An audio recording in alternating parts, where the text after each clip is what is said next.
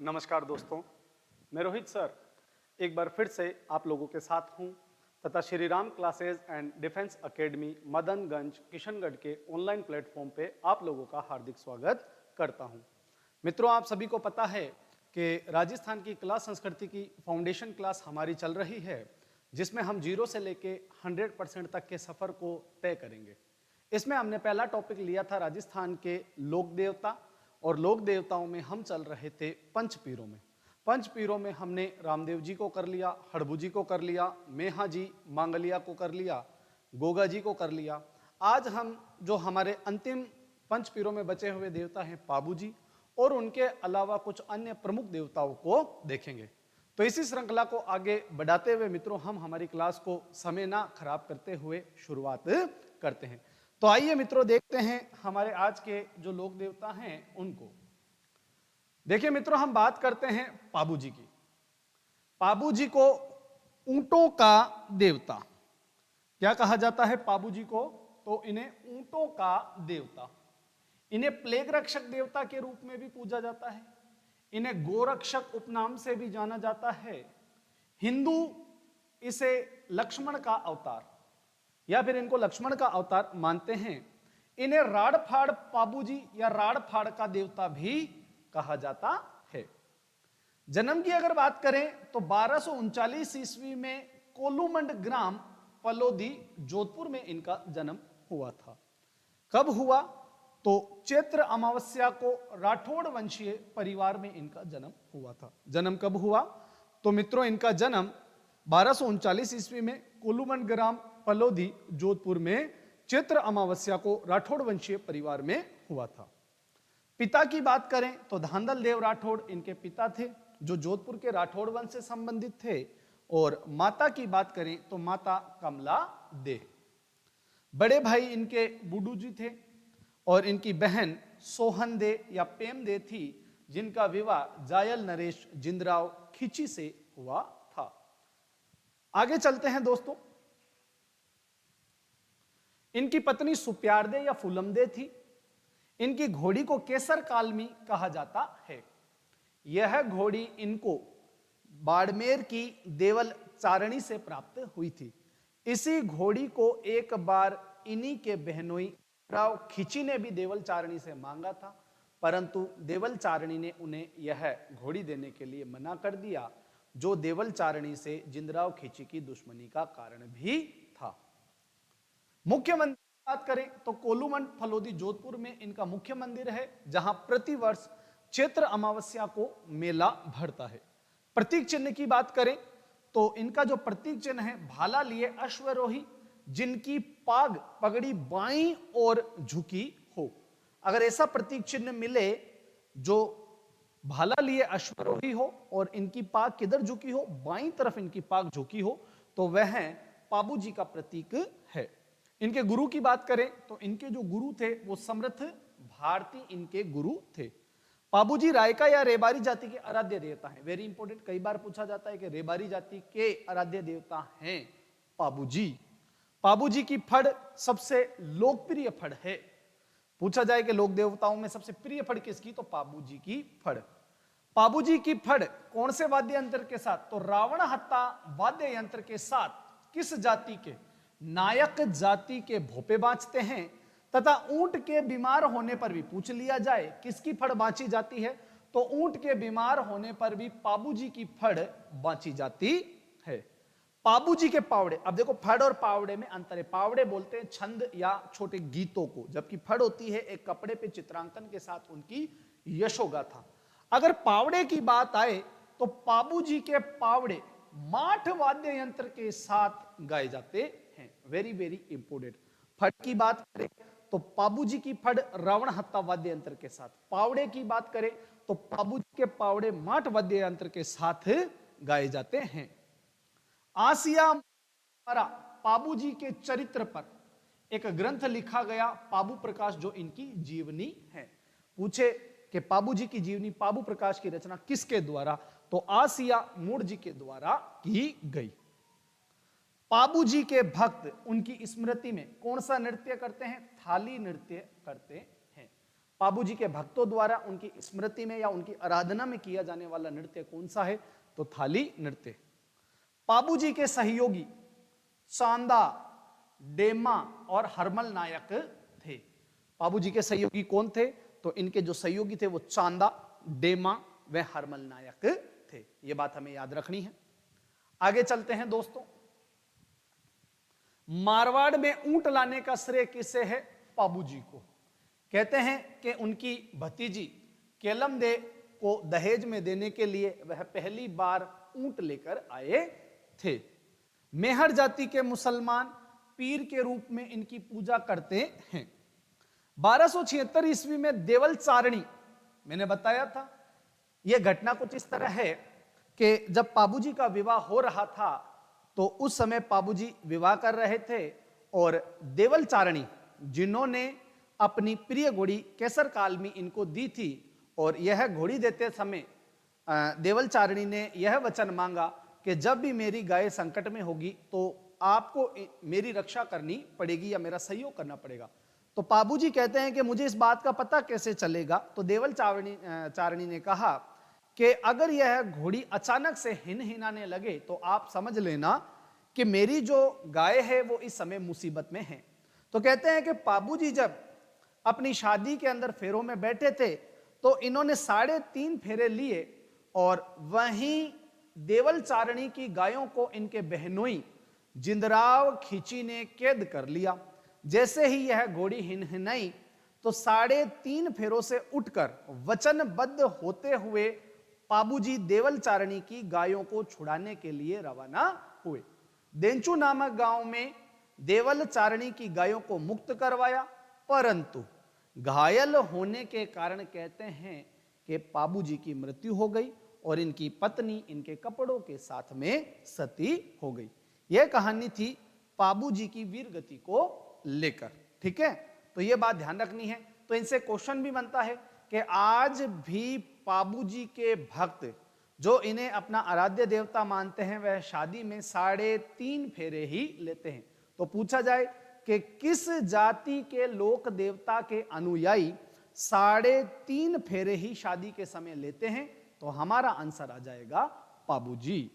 तो देखिए 1276 में देवल चारणी की गायों को अपने बहनोई कौन जायल नरेश जिंदराव खींची से मुक्त कराते समय जोधपुर के देंचू गांव में पाबूजी वीरगति को प्राप्त हुए और इनकी पत्नी फूलम दे इनके वस्त्रों के साथ सती हो गई।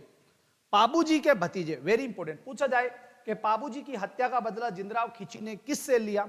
तो रूपनाथ जी जो इनके भतीजे थे इन्होंने जिंदराव खींची को मारकर अपने चाचा या पाबूजी की हत्या का बदला लिया था। वेरी इंपॉर्टेंट फैक्ट, याद रखना है मित्रों। थोरी जाति द्वारा सारंगी वाद्य यंत्र पर पाबूजी की रचना का यशोगान किया जाता है। पूछे कि थोरी जाति के लोग पाबूजी की रचना का यशोगान किस वाद्य यंत्र के साथ करते हैं? तो सारंगी वाद्य यंत्र के साथ करते हैं। पाबूजी के अनुयायी आज भी देखो वही बात, कितने 3.5 फेरे ही लेते हैं। क्यों? क्योंकि पाबूजी अपनी शादी के समय देवल चारणी की गायों को जब छुड़वाने जा रहे थे तो उनके 3.5 फेरे ही हुए थे। वह 3.5 फेरों में से ही उठ गए थे और वीरगति को प्राप्त हुए, इसलिए इनके अनुयायी भी वर्तमान में 3.5 फेरे ही लेते हैं। कुछ महत्वपूर्ण किताबों की बात करते हैं तो देखो पाबूजीरी बात लक्ष्मी कुमारी चुंडावत के द्वारा लिखी गई है, वेरी इंपोर्टेंट। पाबू सोरठा रामनाथ कविया के द्वारा लिखी गई है। पाबूजीरो छंद बीठू सुजा ने लिखी है। पाबूजीरा दोहा लगराज ने लिखी है। और पाबू प्रकाश की जो रचना है वो आसिया मोड़ जी के द्वारा हम पहले देख चुके हैं। तो इन किताबों को ध्यान से नोट कीजिएगा। पाबूजीरी बात लक्ष्मी कुमारी चुंडावत, पाबू सोरठा रामनाथ कविया के द्वारा, पाबूजीरा छंद बिठू सूजा के द्वारा और पाबूजीरा दोहा लगराज ने लिखी।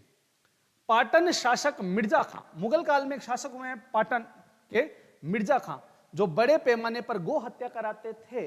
पाबूजी ने इनसे युद्ध कर इनको हराया और वचनबद्ध तरीके से गो हत्या रुकवाई। तो यह बात भी ध्यान रखनी है कि पाटन गुजरात के किस शासक को हराकर इन्होंने गो हत्या निषेध करवाया? तो मिर्जा खां को।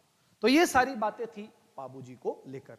तो हमने मारवाड़ के पंच पीरों को कंप्लीट कर लिया है। अब आगे हम कुछ और लोक देवताओं को देखते हैं, जिनमें आते हैं एक महत्वपूर्ण लोक देवता वीर तेजाजी। तेजाजी के बारे में पूरा राजस्थान इन्हें जानता है, इनकी कहानियों से हम सब प्रेरित हैं। तो देखते हैं तेजाजी के बारे में। देखिए, तेजाजी के उपनाम की अगर बात करें तो इन्हें कालाबाला का देवता कहा जाता है। तेजाजी को क्या कहा जाता है? कालाबाला का देवता। इन्हें नागों या सांपों के देवता के रूप में भी जाना जाता है। इन्हें गायों का मुक्तिदाता कहा जाता है। कृषि कार्यों के उपकारक देवता तेजाजी हैं। धोलिया गोत्र में जन्म के कारण इन्हें धोलिया वीर के नाम से जाना जाता है। अजमेर के क्षेत्र में सबसे ज्यादा प्रसिद्धि है, इसलिए अजमेर के प्रसिद्ध लोक देवता आदि नामों से जाना जाता है।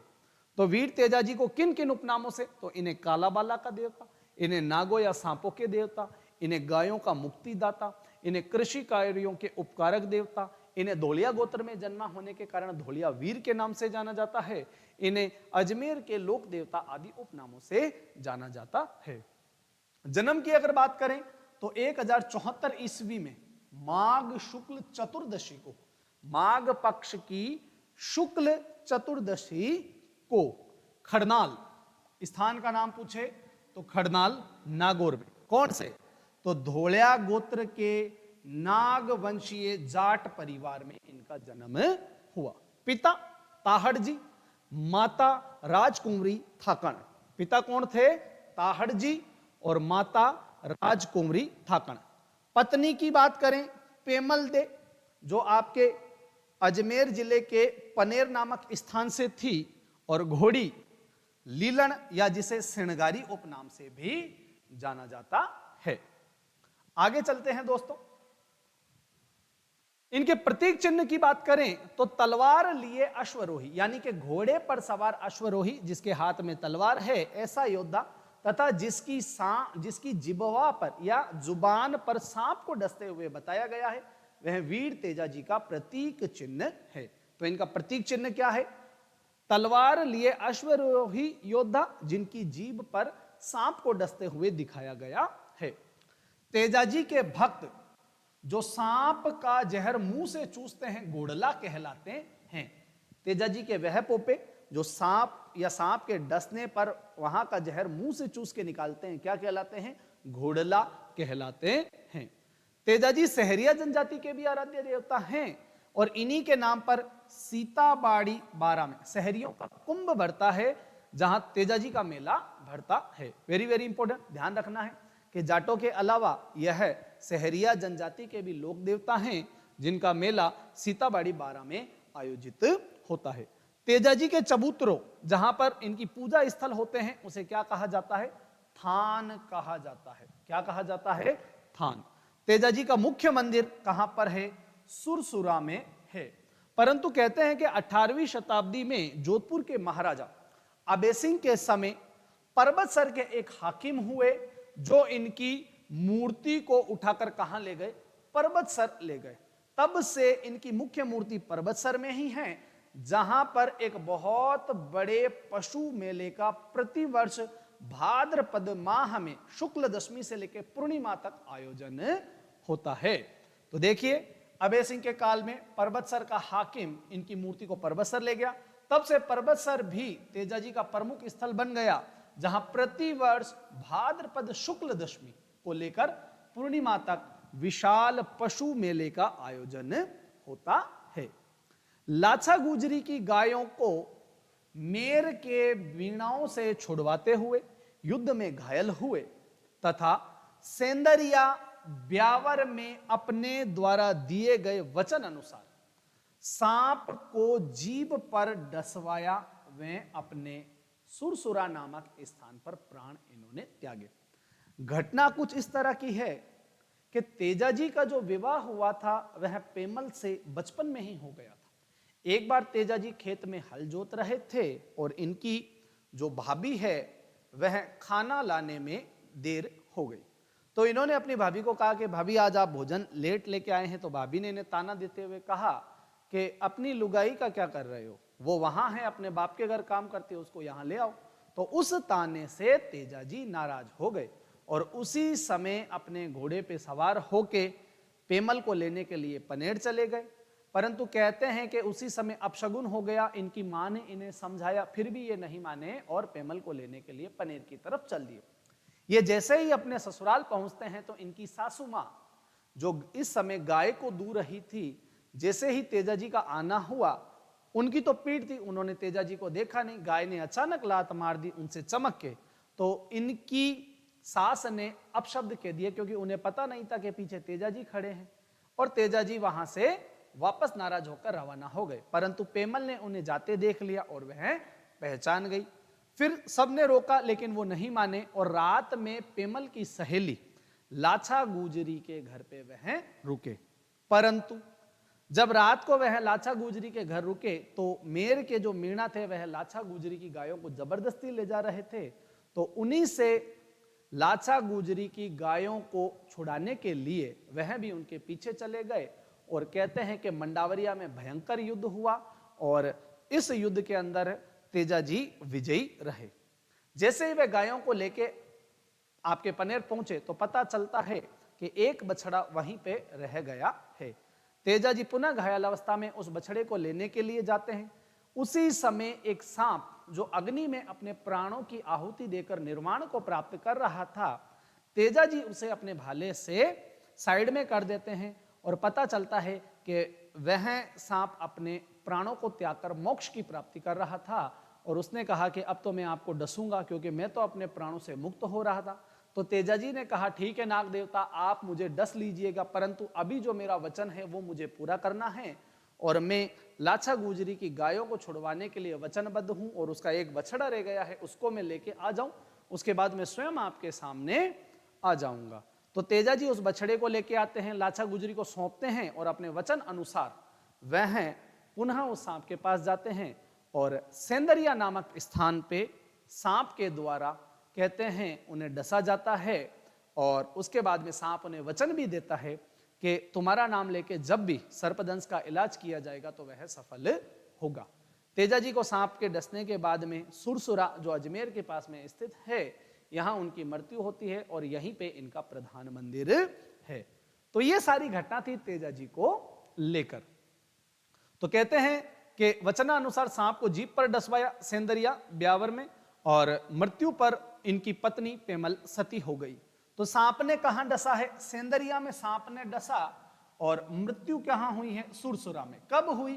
भाद्रपद शुक्ल दशमी को इनको मोक्ष या निर्वाण की प्राप्ति हुई, और इसी दिन इनकी स्मृति में अजमेर जिले में तथा पूरे राजस्थान में बहुत बड़े मेले का सुरसुरा नामक स्थान पर आयोजन होता है। अगर मित्रों हम आगे बात करें तो इनका प्रमुख मंदिर जो है वो कहां कहां है, तो सुरसुरा अजमेर में प्रमुख मंदिर, तेजा चौक ब्यावर में इनका मंदिर, सेंदरिया अजमेर में इनका मंदिर, और भावता अजमेर में भी इनका मंदिर है। तेजाजी ने सर्पदंश के इलाज हेतु गोबर का कंडा या उपला, थेपड़ी जो होती है उसकी राख और गोमूत्र से उपचार की शुरुआत की थी। किसान तेजाजी के गीत के साथ खेत की बुआई शुरू करते हैं, और इन गीतों को तेजा टेर के नाम से जाना जाता है। क्वेश्चन पूछा जा चुका है, तेजा टेर क्या है? तो किसान के द्वारा खेत की बुआई करते समय गाए जाने वाले तेजाजी के गीत तेजा टेर कहलाते हैं। 2011 में तेजाजी पर 5 रुपए का डाक टिकट जारी हुआ था। तेजाजी पर कितने रुपए का? तो 5 रुपए का डाक टिकट 2011 में जारी हुआ। तेजाजी की कर्म स्थली अगर पूछी जाएगी तो दुगारी गांव बूंदी रहा है। तेजाजी की कर्म स्थली क्या रही है? दुगारी गांव बूंदी। आगे चले मित्रों, है हमारे अगले देवता को लेके, जिनका नाम है देव नारायण जी। गुर्जर जाति के आराध्य देवता, इन्हें विष्णु के अवतार के उपनाम से भी जाना जाता है, इन्हें आयुर्वेद के ज्ञाता के नाम से भी जाना जाता है, और इन्हें राज्य क्रांति के जनक के रूप में भी जाना जाता है। जन्म 1243 ईस्वी में आसिंद भिलवाड़ा नामक स्थान पर माघ पक्ष शुक्ल पक्ष की षष्ठी को इनका जन्म हुआ था। नागवंशीय बगड़ावत गुजर परिवार में इनका जन्म हुआ और नागवंशीय बगड़ावत गुजर परिवार से यह संबंधित है। पिता की बात करें तो सवाई भोज इनके पिता थे, जो इनके जन्म से पहले ही भिनाय के शासक राव दुर्जन से युद्ध करते हुए वीर गति को प्राप्त हुए। इनके पिता की मृत्यु के बाद जब इनकी माता मध्य प्रदेश जा रही थी तो आसिंद भीलवाड़ा के जंगलों में ही इनका जन्म हुआ था। इनकी माता सेडू खटाणी थी जो मध्य प्रदेश से संबंधित थी। देवनारायण जी के बचपन का या इनका मूल नाम पूछा जाए तो इनका मूल नाम था उदय सिंह। इनकी पत्नी मध्य प्रदेश के धार नरेश की पुत्री पीपल दे। इनके 2 संतान हुई जिनका नाम बाला व बाली था। इनका घोड़ा लीलागर, इनका प्रिय घोड़ा क्या था? लीलागर था। वापिस से देखें, देवनारायण जी गुर्जर जाति के आराध्य देवता, इन्हें विष्णु के अवतार के नाम से भी जाना जाता है, आयुर्वेद के ज्ञाता और राज्य क्रांति के जनक। जन्म 1243 ईस्वी में आसिंद भीलवाड़ा में हुआ। माघ शुक्ल षष्ठी को। नागवंशीय बगड़ावत गुजर परिवार से संबंधित है। पिता का नाम सवाई भोज, जो जन्म से पहले ही भिनाय के राव दुर्जन सिंह से युद्ध करते हुए वीर गति को प्राप्त हुए। माता मध्य प्रदेश की सेडू खटाणी। देवनारायण जी के बचपन का नाम मूल उदय सिंह था। देवनारायण जी की पत्नी पीपल दे, इनके संतान बाला व बाली और इनका घोड़ा लीलागर। अगर आगे की बात की जाए तो देवजी ने भिनाय के शासक को मारकर अपने बड़े भाई महेंदु को वहां का शासक बनाया। देवजी ने 1290 ईस्वी में मुस्लिम आक्रमणकारियों से युद्ध करते हुए देवमाली, ब्यावर, अजमेर नामक स्थान पर वीरगति को प्राप्त हुए या अपने प्राण त्यागे। देवनारायण जी भी आयुर्वेद के ज्ञाता थे। इन्होंने भी उपचार हेतु नीम व गोबर को औषधि के रूप में महत्व दिया। तेजा जी ने भी गोबर की राख और नीम को सर्पदंश के इलाज के लिए यूज में लिया और इन्होंने भी उपचार हेतु नीम व गोबर को औषधि के रूप में महत्व दिया। तेजा जी का सिर्फ यह ध्यान रखना है कि उन्होंने गोमूत्र और गोबर को, इन्होंने गोबर के साथ में नीम को औषधि के रूप में महत्व दिया। देवजी पाबूजी के समकालीन थे। यह बात अपने को ध्यान रखनी है कि किस लोक देवता के या किस पंच पीर के समकालीन थे देवजी, तो पाबूजी के। इनका प्रमुख मंदिर सवाई भोज मंदिर आसिंद भीलवाड़ा में है। अगर इनके प्रमुख मंदिर की बात की जाएगी तो कहां है मित्रों? तो सवाई भोज का मंदिर आसिंद भीलवाड़ा में स्थित है। आगे चलते हैं दोस्तों। प्रतिवर्ष भीलवाड़ा के सवाई भोज मंदिर में भाद्रपद शुक्ल सप्तमी को मेले का आयोजन होता है। देवजी के मंदिर में कोई मूर्ति नहीं होती, एक बड़े आकार की ईंट होती है, उसी को प्रतीकात्मक रूप में देवजी का रूप मानकर उसकी पूजा की जाती है। तो देवजी के मंदिर में उनकी मूर्ति की पूजा नहीं होती, बल्कि बड़ी ईंट की प्रतीकात्मक रूप में पूजा होती है। देवजी की फड़ वेरी इंपॉर्टेंट, इससे सवाल आते हैं। क्यों? क्योंकि देवजी की फड़ सबसे लंबी, सबसे प्राचीन व सबसे छोटी फड़ है, जिसे गुर्जर जाति के भोपे कौन से वाद्य यंत्र के साथ? जंतर वाद्य यंत्र के साथ बांचते हैं। Very very important. देवजी की फड़ सबसे प्राचीन, सबसे लंबी व सबसे छोटी फड़ है, जिसे गुर्जर जाति के भोपों के द्वारा जंतर वाद्य यंत्र के साथ बांचा जाता है। 1992 में देवजी की फड़ पर 5 रुपए का डाक टिकट जारी हुआ। कब? 1992 में देवजी की फड़ पर 5 रुपए का डाक टिकट जारी किया गया, जो किसी फड़ पर जारी किया गया पहला डाक टिकट था। पूछे कि राजस्थान में किसकी फड़ पर सर्वप्रथम डाक टिकट जारी हुआ? देवजी की फड़ पर। कब? 1992 में। कितने रुपए का? 5 रुपए का डाक टिकट जारी किया गया। आगे चलते हैं दोस्तों। इनके प्रमुख मंदिरों की बात करें तो देवजी के प्रमुख मंदिर देवास एमपी में, देवडूंगरी चित्तौड़गढ़, इस मंदिर का निर्माण राणा सांगा के द्वारा करवाया गया। देवधाम जोधपुरिया में टोंक में भी इनका मंदिर है, और देवमाली ब्यावर, जहां इन्हें वीरगति प्राप्त हुई थी, वहां पर भी इनका मंदिर स्थित है। देवनारायण जी की जीवनी पर फिल्म बन चुकी है, जिसमें देवजी की भूमिका बीजेपी के नेता जो एमएलए भी रह चुके हैं नाथू सिंह गुर्जर ने निभाई थी। देवजी के सहयोगी की बात करें तो इनके सहयोगी माकड़ जी थे। माकड़ जी का मेला नाग पहाड़ी अजमेर पर आश्विन माह में शुक्ल नवमी को लगता है। वेरी इंपॉर्टेंट, इनके सहयोगी कौन थे? माकड़ जी, जिनका मेला नाग पहाड़ अजमेर पर प्रतिवर्ष आश्विन शुक्ल नवमी को लगता है। देव नारायण जी पर स्वयं पर 2011 में 5 रुपए का डाक टिकट जारी हुआ था। तो यह बात की आज हमने पंचपीरों के अलावा कुछ अन्य देवताओं की। मित्रों, यह क्लास बड़ी महत्वपूर्ण व कारगर साबित होगी आने वाली भर्तियों के लिए। क्लास को 3 से 4 बार या 2 से 3 बार आराम से पहुंच करके देखें, अच्छे तरह से इसके नोट्स बनाएं। हमारी जो ये श्रृंखला कला संस्कृति की चल रही है, यह लगातार बरकरार रहेगी और आप लोगों का हमें इसी तरह से प्रोत्साहन मिलता रहेगा तो हमारा मनोबल भी लगातार बढ़ता रहेगा। मैं रोहित सर एक बार पुनः Shri Ram classes and defence academy Madanganj Kishangarh के ऑनलाइन प्लेटफॉर्म पे आपका हार्दिक स्वागत करता हूं। हमारा YouTube channel Shri Ram classes Kishangarh है। आप लोग इसको ज्यादा से ज्यादा लाइक करें, शेयर करें, सब्सक्राइब करें। मिलते हैं मित्रों अगली क्लास में, तब तक के लिए धन्यवाद। जय हिंद, जय भारत।